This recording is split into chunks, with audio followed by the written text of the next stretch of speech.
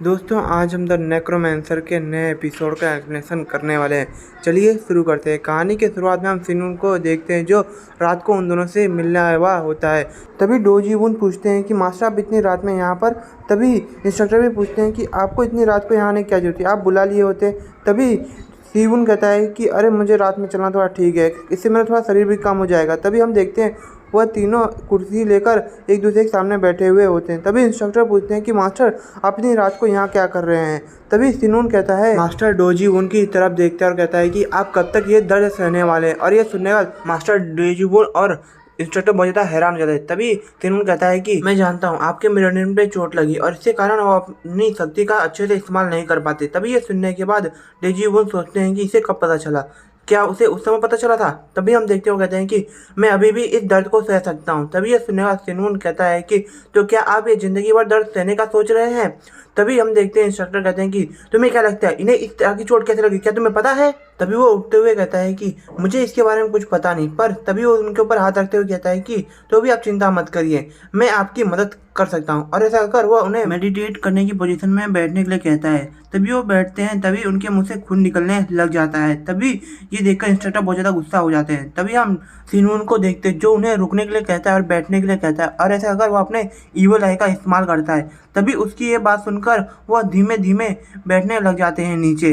तभी हम सिनून को देखते हैं जो मास्टर डीजी उनकी एनर्जी को देख रहा होता है। तभी अपने मन में सोचता है कि इन्हें इतनी ज़्यादा चोट लगी है, फिर भी इन्होंने मेरी मदद करने की कोशिश की थी, मैं इन्हें मरने नहीं दे सकता। तभी हम देखते हैं वो अपनी कुछ एनर्जी उनके शरीर में डालता है।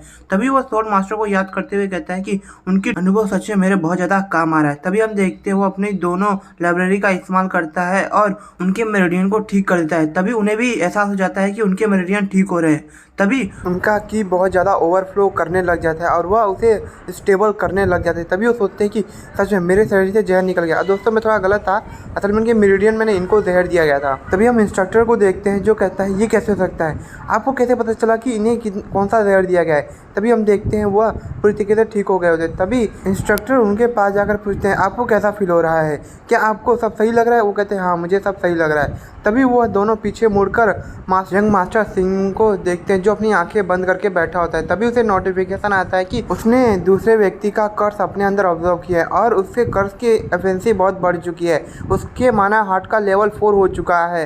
तभी हम देखते हैं वो मुस्कुराते हुए अपनी आंखें खोलता है। तभी हम सामने मास्टर बैग को देखते हैं जो कहते हैं कि आपका मैं एहसान कभी नहीं भूलूंगा। तभी वो कहता है कि अरे इसकी कोई बात नहीं है, ये मेरे लिए बहुत छोटा सा काम था। तभी हम देखते हैं वो दोनों पूछते हैं कि क्या आप हमें बता सकते हैं कि आपको कैसे पता चला कि मुझे कौन सा जहर दिया गया था। तभी वो कहता है कि ये कोई जहर नहीं था, यह एक तरीके से कर्स था। तभी पूछते हैं कि ये आपको कैसे पता। तभी वो कहता है कि ये कर्स मुझे भी दिया गया था और ऐसे ही किसी कर्स से मेरे पिता की भी जान गई थी। तभी ये सुनने के बाद बहुत ज़्यादा गुस्से में आ जाते हैं। वो कहते हैं कि आपको ये सब बातें कैसे पता है। तभी वो कहता है कि ये बातें मैं आपको अच्छे से समझा नहीं सकता, पर आपको मेरी बात माननी चाहिए। तभी वो कहते हैं कि आप मुझे बस बताइए कि यह कर्स किसने दिया था, मैं उसे ज़िंदा नहीं छोड़ूंगा। तभी वो कहता है कि आपको इसकी चिंता करने की कोई ज़रूरत नहीं है, मैंने इसके बारे में पहले से प्लान बनाया है। तभी इंस्ट्रक्टर पूछते हैं कि मुझे अब आप पे शक हो रहा है क्योंकि आप इतने सब कुछ कैसे जानते हैं। तभी वो कहता है क्या तुम मुझ पर शक करना चाहते हो। तभी वो अपना तलवार निकालकर अपना की उसके अंदर डालता है और थंडर शॉट टेक्निक का इस्तेमाल करता है और उसे इस टेक्निक का इस्तेमाल करते हुए देखकर मास्टर बैग बहुत ज़्यादा हैरान हो जाता है और कहते हैं कि ये तो हमारे लीडर की टेक्निक है। तभी इंस्ट्रक्टर भी एक कविता कहते हैं। दोस्तों मैं कविता नहीं बताऊंगा, बस इतना बोलता हूँ। इसमें ऐसा है कि इस टेक्निक का इस्तेमाल करने से हम अपने सामने पहाड़ों के भी टुकड़े कर सकते हैं। तभी हम मास्टर डोजी वुन को देखते हैं जो कहते हैं कि सच में आपको हमारे पुराने मास्टर की लेगेसी प्राप्त हुई है।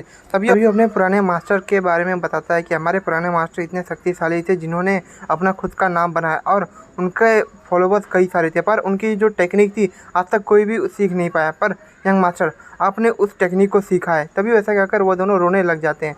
तभी हम देखते हैं सिनून कहता है कि ये टेक्निक मुझे कैसे मिली मैं आपको नहीं बता सकता, पर मैं आपको दिखा सकता हूँ कि मैं इस टेक्निक में कितना आगे बढ़ा हूँ। तभी ये सुने वो दोनों थोड़ा सोचते हैं। तभी हम सिनून को देखते हैं जो बहुत खतरनाक एनर्जी अपने अंदर से निकालने लग जाता है और उसकी एनर्जी देखकर वो दोनों बहुत ज़्यादा हैरान हो जाते हैं और कहते हैं कि ये की एनर्जी, सच में मैंने आज तक कभी ऐसी एनर्जी को फील नहीं किया है, ये सच में क्या हमारे यंग मास्टर से आ रही है। तभी हम सिनून को देखते हैं जो उन दोनों की तरफ देखता है और कहता है कि मैं आप दोनों की मदद चाहता हूँ। तभी मास्टर बैग कहते हैं कि मैं बैग कबीले का नेता डोजी वुन आपके साथ हमेशा लॉयल रहने की कसम खाता हूँ। तभी इंस्ट्रक्टर भी कहते हैं मैं नो कबीले का नेता नोडा इंग, मैं आपके हर एक ऑर्डर्स को मानूंगा। तभी ये कहने के बाद वह दोनों सिंगमुन के सामने झुक जाते हैं। और दोस्तों मैं आपको बता दूं जैसे कि इन दोनों का अलग अलग कबीले हैं और इन दोनों के कबीले सिंगमुन के पिताजी के अंदर आते थे, तो ये उनका यंग मास्टर हुआ इस तरीके से। आपको अब समझ आ चुका होगा। तभी सिनून कहता है मैं आपकी सुरक्षा की गारंटी तो नहीं दे सकता, पर मैं ये जरूर कह सकता हूँ कि आप लोग जब तक जिंदा रहेंगे तो शान से जिएंगे। और ऐसा कहकर वो छत पे जाकर एक पंच मारता है और उसमें देखते हैं कि एक व्यक्ति उनकी छुप के बातें सुन रहा होता है। तभी सुनून कहता है कि लगता है हमारे पास बिना बुलाया हुआ एक मेहमान है। तभी हम देखते हैं मास्टर डोजी वुन उसके चेहरे से मास्क उतारते हैं। तभी हम देखते हैं वह एक जाना पहचाना चेहरा होता है और इसे देखने के बाद मास्टर नोडा विंग कहते हैं ये तो 4 पिलर में से एक है, तुमने हमें धोखा क्यों दिया। तभी हम सिनून को देखते जो कहता है कि अगर तुम्हें बिना दर्द की मौत चाहिए तो मुझे बताओ कि तुम्हारे पीछे कौन है। तभी वो बिना कोई जवाब दिए अपने मुंह में रखा हुआ जहर खा लेता है। तभी मास्टर नोडा विंग उसे बचाने की कोशिश करते हैं पर उसे पहले ही वो मारा जा चुका था। तभी मास्टर डोजी वुन कहते हैं कि ये पहले ही मर चुका है। तभी हम देखते हैं बाहर से कुछ आवाज़ें आ रही होती है। तभी सिनून कहता है कि हमें बाहर चल के देखना चाहिए कि बाहर क्या हो रहा है, और ऐसा अगर वो तीनों ही बाहर निकल जाते हैं। और दोस्तों यहीं पर ही हमारा एपिसोड खत्म होता है।